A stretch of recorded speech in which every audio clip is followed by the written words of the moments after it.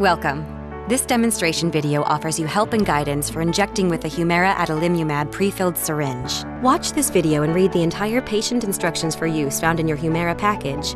Don't try to inject Humira yourself until your doctor has decided you can, and you've been shown the right way to give injections. The maker of Humira, AbbVie, also offers 24-hour injection assistance from on-call registered nurses over the phone. Just call 1-800-4-HUMIRA. Hello, I'm Susan, and today I'm going to show you how to inject Humira. To begin, find a comfortable, well-lit place where you feel relaxed. Let's get started. With clean hands, gather these items onto a flat, clean surface with room to work. An alcohol swab, a cotton ball or gauze pad, a Humira pre-filled syringe, which you've taken from the refrigerator. Please be sure you have a sharps container available to put your syringe into once you've finished your injection. Now let's check your Humira syringe. Hold your syringe with the needle pointing down. Make sure the amount of liquid in the syringe is at or close to the 0.8 milliliter line for the 40 milligram syringe or the 0.4 milliliter line for the 20 milligram syringe. Check the solution in the syringe. Look to make sure the liquid is clear and colorless. It's normal to see a few bubbles. But if the syringe does not contain the full amount of liquid, or if the liquid is cloudy, discolored, or has flakes or particles in it, don't use the syringe and call your pharmacist. After you've checked your syringe, wash your hands with soap and water and dry them well. Now you're ready to choose where to inject. You can inject Humira on the front of your thighs or your lower abdomen or belly. Avoid injecting within 2 inches of your belly button. Each new injection should be given at least 1 inch from an area you've used before. Also, don't inject into skin that is sore, tender, bruised, red, hard, scarred, or where you have stretch marks or psoriasis patches or lesions. Don't inject through your clothes. Once you've chosen your injection area, wipe it with your alcohol swab. Don't touch the area again before giving the injection. To prepare your syringe, hold it with the covered needle pointing down. Remove the needle cover. Don't touch the needle. Now turn the syringe so the needle is pointing up, and slowly push the plunger to push the air out of the syringe. If you see a small drop of liquid come out of the needle, don't worry, it's normal. With your free hand, gently squeeze the area of clean skin and hold it firmly. Hold the syringe like a pencil at a 45-degree angle to the skin. With a quick, short motion, push the needle all the way into your skin. After the needle is in, let go of the squeezed skin and pull back slightly on the plunger. In the unlikely event that blood appears in the syringe, it means you've entered a blood vessel. Do not inject Humira. Rather, withdraw the needle and start over with a new syringe. If no blood appears in the syringe, slowly push the plunger to inject all the liquid. When the syringe is empty, remove the needle from your skin, keeping it the same angle as it was inserted. Be careful not to touch the needle. Now that you've finished the injection, you may see a little bleeding at the injection area. Don't worry, that's normal. Briefly hold a cotton ball or gauze pad over the injection area. Don't rub the injection area. There might be redness, rash, swelling, itching, or bruising. If it doesn't go away within a few days or gets worse, call your doctor right away. Be sure to put the used syringe in the FDA-cleared sharps disposal container and keep it out of the reach of children. Do not throw away the syringe in your household trash. Do not recycle your used sharps disposal container.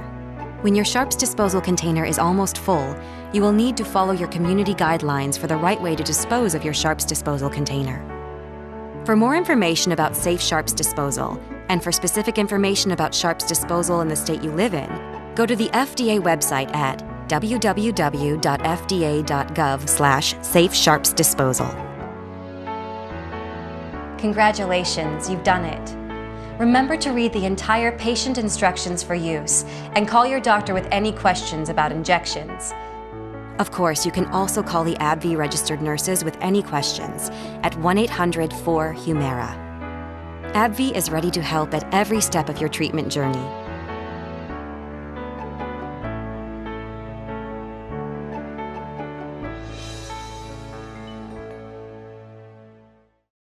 Important safety information about Humira Adalimumab. What is the most important information I should know about Humira?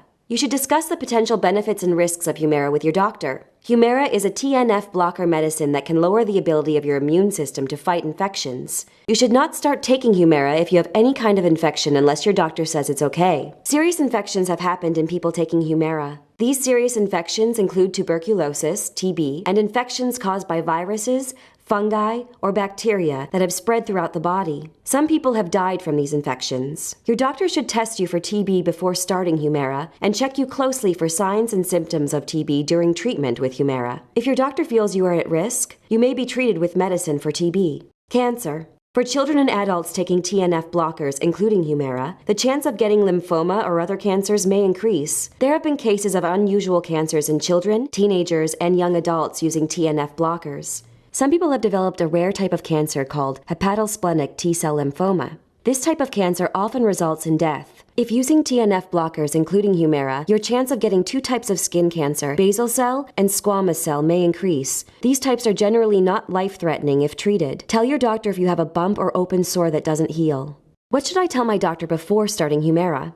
Tell your doctor about all of your health conditions, including if you have an infection, are being treated for an infection, or have symptoms of an infection. Get a lot of infections or infections that keep coming back. Have diabetes. Have TB or have been in close contact with someone with TB, or were born in, lived in, or traveled where there is more risk for getting TB. Live or have lived in an area such as the Ohio and Mississippi River valleys, where there is an increased risk for getting certain kinds of fungal infections, such as histoplasmosis, coccidioidomycosis, or blastomycosis. Have or have had hepatitis B. Are scheduled for major surgery, have or have had cancer, have numbness or tingling or a nervous system disease such as multiple sclerosis or Guillain-Barré syndrome, have or had heart failure, have recently received or are scheduled to receive a vaccine. Humira patients may receive vaccines except for live vaccines, are allergic to rubber, latex, or any Humira ingredients, are pregnant, planning to become pregnant, breastfeeding, or planning to breastfeed.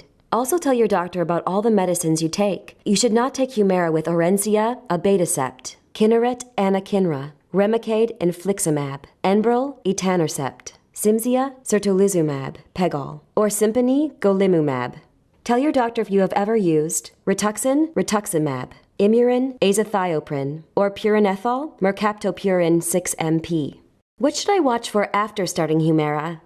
Humira can cause serious side effects, including serious infections. These include TB and infections caused by viruses, fungi, or bacteria. Symptoms related to TB include a cough, low-grade fever, weight loss, or loss of body fat and muscle. Hepatitis B infection and carriers of the virus.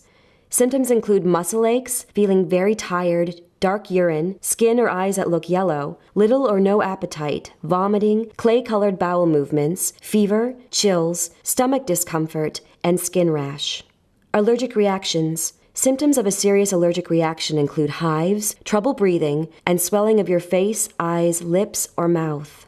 Nervous system problems. Signs and symptoms include numbness or tingling, problems with your vision, weakness in your arms or legs, and dizziness. Blood problems. Symptoms include a fever that does not go away, bruising or bleeding very easily, or looking very pale.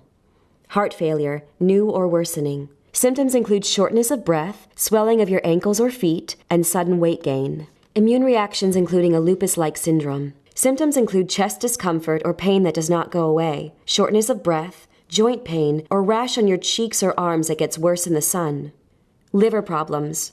Symptoms include feeling very tired, skin or eyes that look yellow, poor appetite or vomiting, and pain on the right side of your stomach, abdomen. Psoriasis, new or worsening. Symptoms include red scaly patches or raised bumps that are filled with pus. Call your doctor or get medical care right away if you develop any of the above symptoms. Common side effects of Humira include injection site reactions, redness, rash, swelling, itching, or bruising, upper respiratory infections, sinus infections, headaches, rash, and nausea. These are not all of the possible side effects with Humira. Tell your doctor if you have any side effect that bothers you or that does not go away. Remember, tell your doctor right away if you have an infection or symptoms of an infection, including fever, sweats or chills, muscle aches, cough, shortness of breath, blood and phlegm, weight loss, warm, red, or painful skin or sores on your body, diarrhea or stomach pain, burning when you urinate, urinating more often than normal, feeling very tired. Humira is given by injection under the skin. This is the most important information to know about Humira. For more information, talk to your healthcare provider. Uses. Humira is a prescription medicine used to reduce the signs and symptoms of moderate to severe rheumatoid arthritis, RA, in adults. Humira can be used alone, with methotrexate, or with certain other medicines. Humira may prevent further damage to your bones and joints and may help your ability to perform daily activities. Moderate to severe polyarticular juvenile idiopathic arthritis, JIA, in children 4 years of age and older. Humira can be used alone, with methotrexate, or with certain other medicines. Psoriatic arthritis, PSA, in adults. Humira can be used alone or with certain other medicines. Humira may prevent further damage to your bones and joints and may help your ability to perform daily activities. Ankylosing spondylitis, AS, in adults. Moderate to severe Crohn's disease, CD, and to achieve and maintain clinical remission in adults who have not responded well to conventional treatments. Humira is also used to reduce signs and symptoms and achieve clinical remission in these adults who have also lost response to or are unable to tolerate infliximab. In adults, to help get moderate to severe ulcerative colitis, UC, under control, induce remission, and keep it under control, sustain remission, when certain other medicines have not worked well enough. It is not known if Humira is effective in people who stop responding to or could not tolerate anti-TNF medicines. To treat moderate to severe chronic plaque psoriasis, PS, in adults who are ready for systemic therapy or phototherapy and are under the care of a doctor who will decide if other systemic therapies are less appropriate.